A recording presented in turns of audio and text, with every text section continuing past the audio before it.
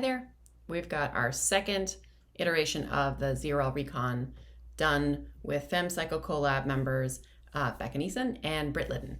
We're going to run through a few different things before we go into a recon. So first, we're going to look at the course, and you can see the breakdown of the grade here. There's some points of interest or pain that we'll talk about in a little bit. You can see it's a lumpy, bumpy course. It's a scratch race, so we'll talk about tactics for that later on. And we'll go through a discussion of our recommended bikes and individual or group tactics based on where you are in your league and where you hope to be at the end of the race.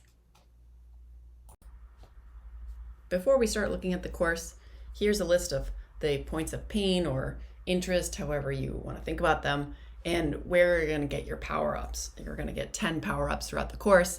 You're going to get Feather, Ghost, and the Draft Van. Be strategic about where you use them, but remember to use them. The first thing I want to touch on is bike selection. So I've just done a bit of analysis, and I think I don't usually recommend the Tron, but I think for this week I am probably going to select the Tron. It's superior to all of the other options that I've been able to put together based on all the bikes will need to be paired with a disc, and I'm not sure that that finish climb is going to be great for me personally with a disc.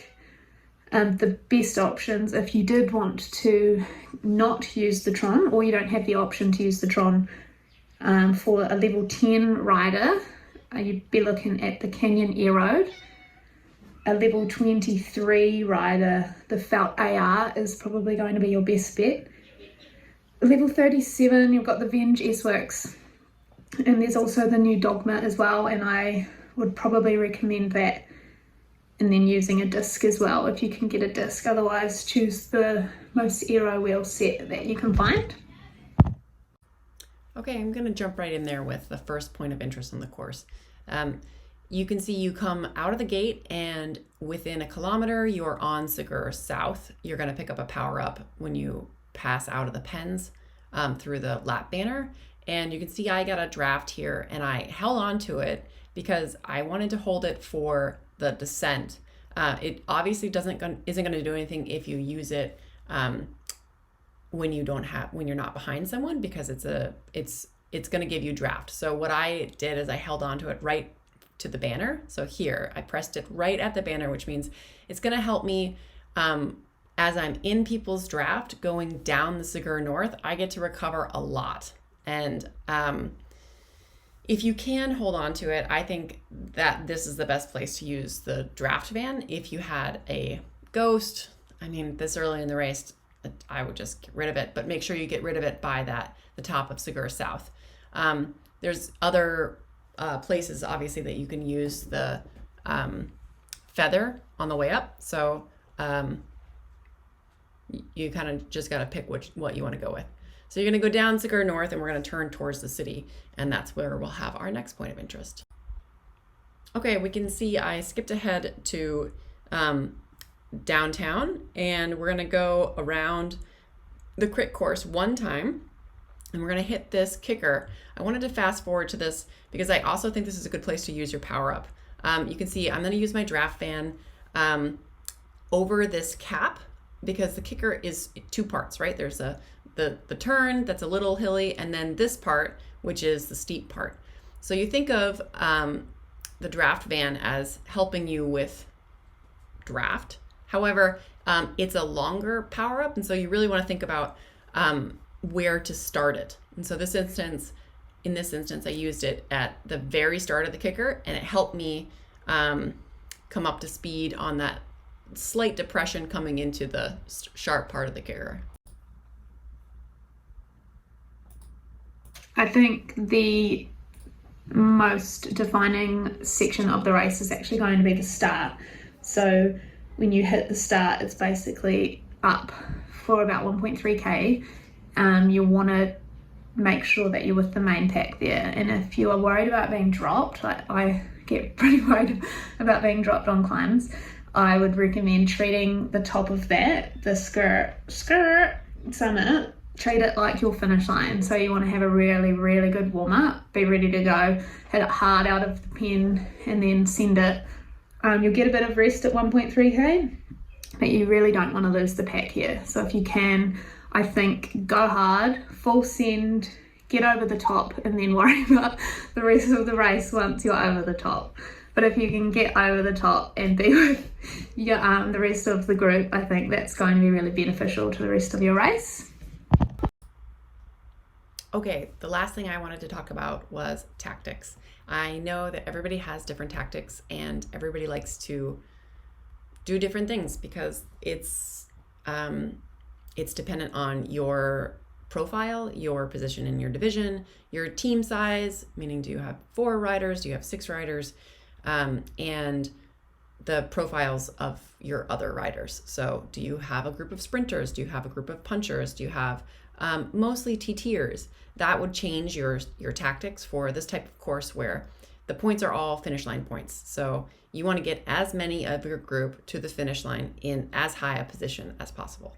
So if I had sprinters in my team, 1, 2, or 3, I would want to keep everyone together. And so I really wouldn't be trying to push too much off the front over the course, because I want as big a group as possible to get to the finish line to give my sprinters a chance to do their thing and sprint.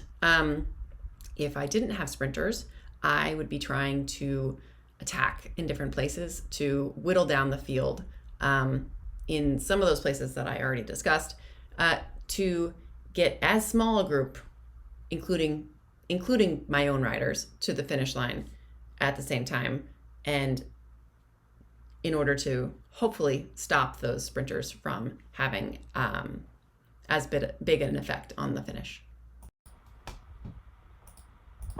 My last point of interest is the last few kilometers, so it's all going to be climbing.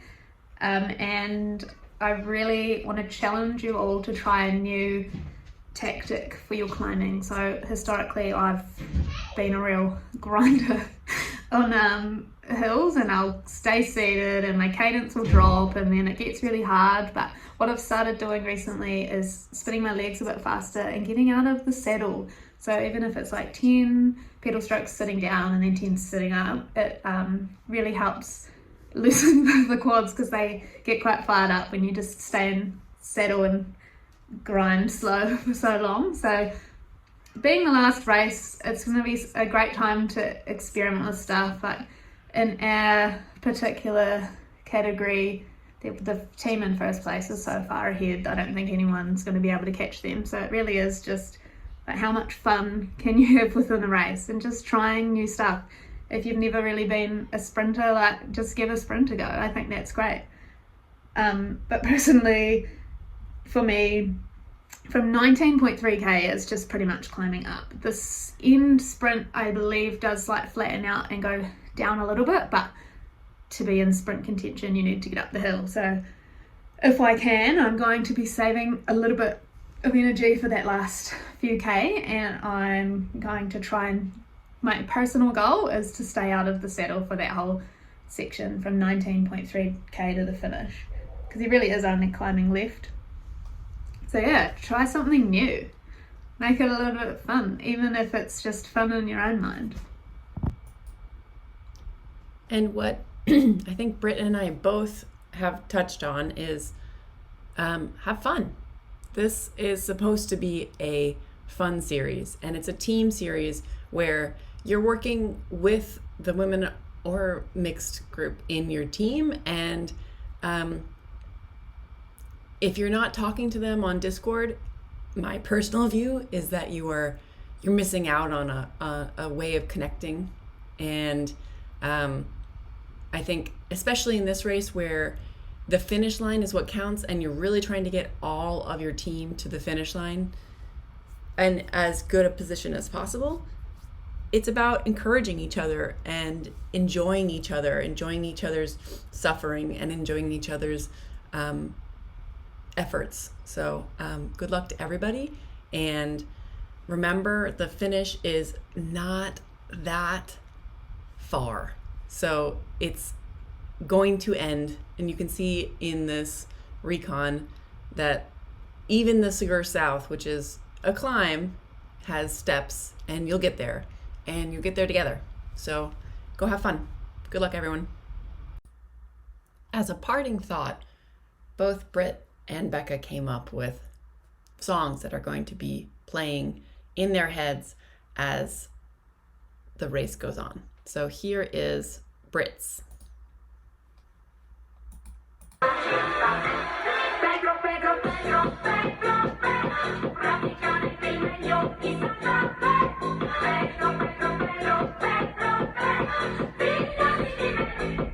This will be my song choice for the race. Going around the breakaway Brae 4 times. I'm going to have the little Recon in my head.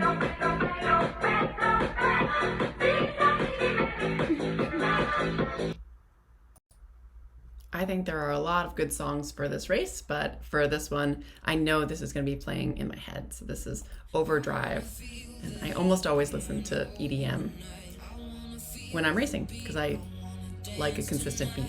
Maybe not as consistent as Pedro.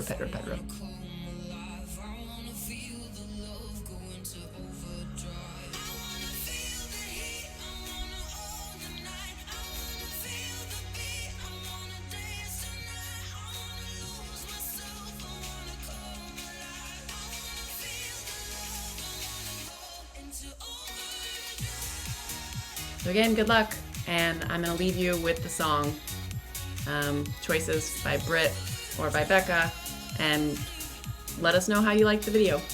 Good luck, everybody.